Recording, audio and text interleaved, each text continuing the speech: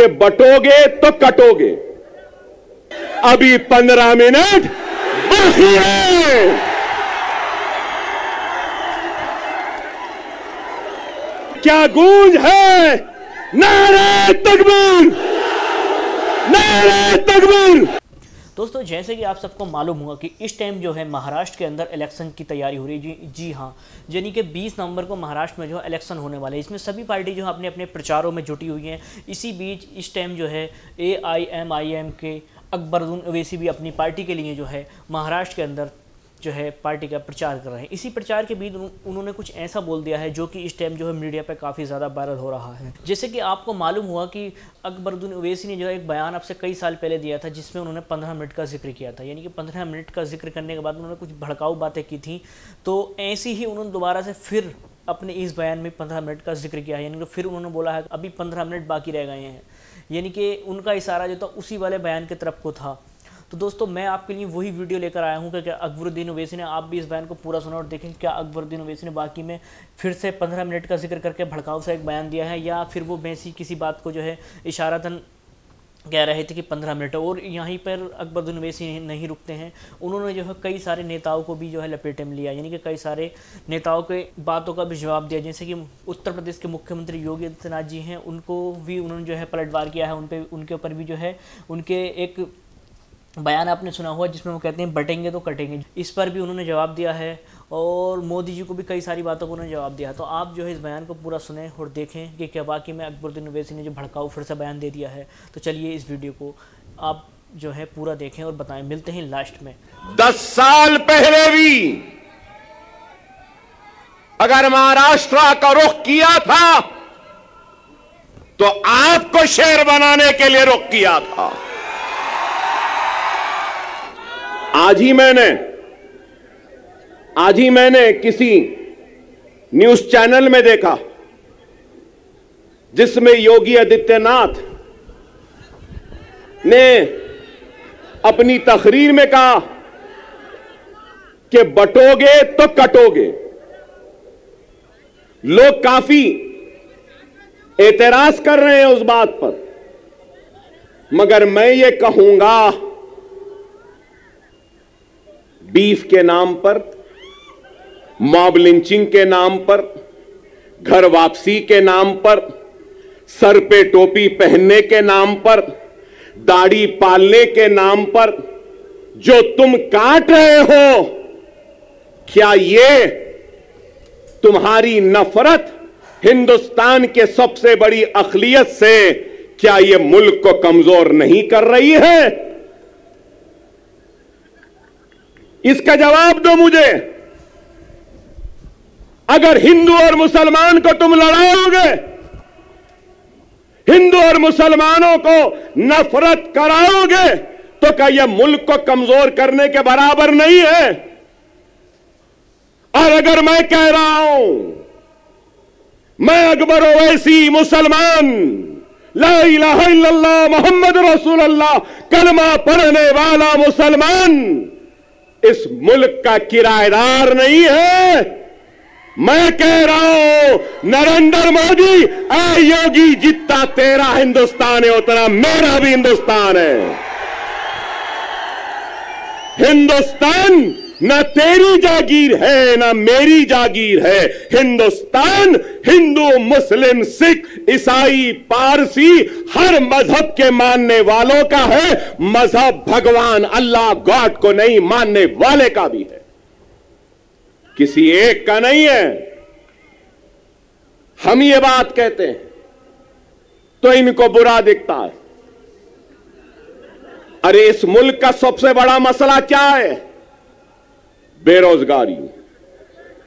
इस मुल्क का सबसे बड़ा मसला क्या है? महंगाई। इस मुल्क का सबसे बड़ा मसला क्या है? हर 2 मिनट 3 मिनट को रेप होते हैं। इस मुल्क का सबसे बड़ा मसला क्या है? ग्रेजुएट्स को नौकरियां।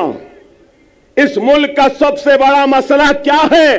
मुल्क की कमजोर इकोनॉमी को मजबूत करना। इस मुल्क का सबसे बड़ा मसला क्या है? पेट्रोल, डीजल, गैस की बढ़ती हुई कीमतों को नीचे लाना।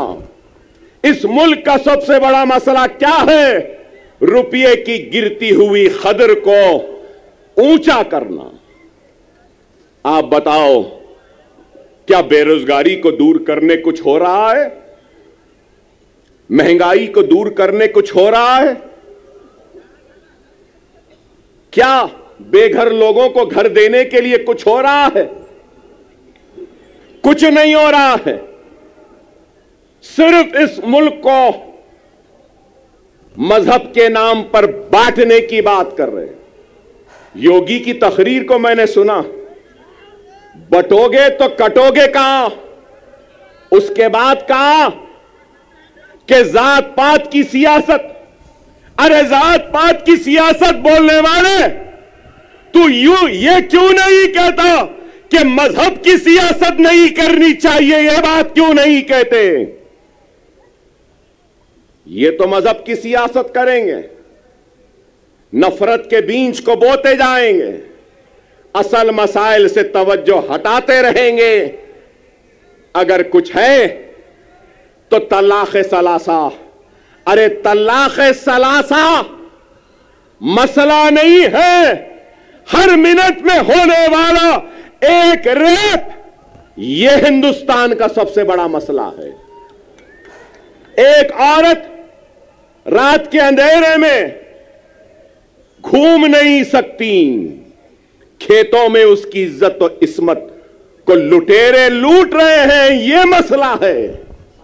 अरे इस पे बात करो, इस पे कुछ करो। नहीं, मुसलमान ऐसा, मुसलमान के इतने बीवी, मुसलमान ऐसा करा, मुसलमान वैसा करा।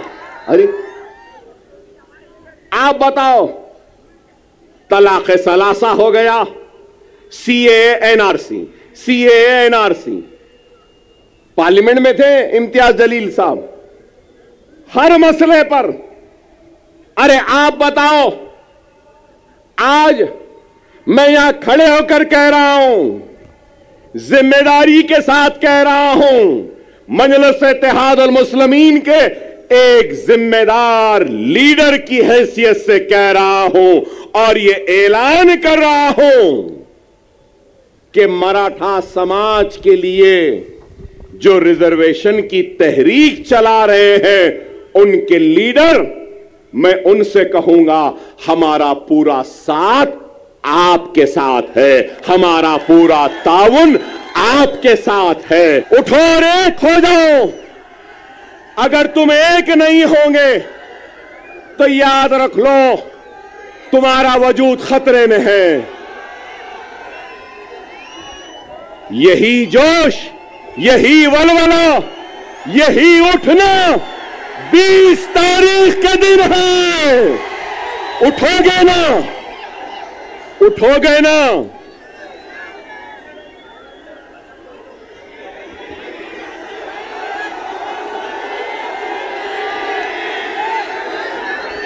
(9:45)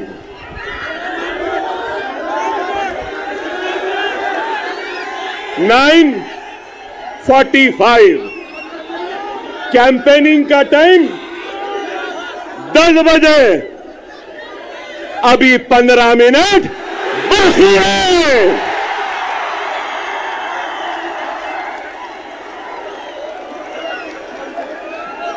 अरे भाई 15 मिनट बाकी है, सब्र करिए। ना वो मेरा पीछा छोड़ती है, ना मैं उसका पीछा छोड़ सकता। चल रही है, मगर क्या गूंज है। नारे तकबीर, नारे तकबीर, नारे तकबीर। अल्हम्दुलिल्लाह। ये वक्त सुनो, ये वक्त सुनो, हमने बीज बोया, खून पसीने से सैंचा जमीन को, पौधा आया, झाड़ लगे और वो झाड़ में आज फल है। ये फल खाने का वक्त है, फलदार दरख्त को काटने का वक्त नहीं है। खुदा इस बात को समझो। मेरे उलमा ये बात को समझिए। मेरे मशाइख इस बात को समझिए, मेरे डॉक्टर साहिबीन इस बात को समझिए, मेरे वुकला साहिबीन समझिए, मेरे गरीब मुसलमान भाइयों इस बात को समझो, ये फल खाने का वक्त है, फलदार दरख्त को काटने का वक्त नहीं है। खुदारा एक हो जाओ। आपका जोश, आपकी बेचैनी है, नहीं तो बहुत सोच के आया था, जरा चाय चाय भी बोलूंगा, चाय वाले को भी बोलूंगा, मगर आप बोलने नहीं दिए। लेकिन ये जरूर है, अभी इम्तियाज जलील साहब बोले ना, अभी इम्तियाज जलील साहब बोले योगी आने वाला है। योगी, योगी तेरे आने के बाद अकबर भी आने वाला है। मोदी तेरे आने के बाद अकबर भी आने वाला है। हम जवाब देंगे, जिंदगी गुजर गई चाय बनाने में, लेकिन चाय क्या होती है, कैसी बनती है। चाय चाय, चाय की पत्ती, चाय की केतली, चाय का पानी, चाय का चूल्हा, चाय चाय चाय। हम बोलेंगे 20 तारीख को पतंग पतंग पतंग रहेगी। क्या रहेगी? पतंग रहेगी।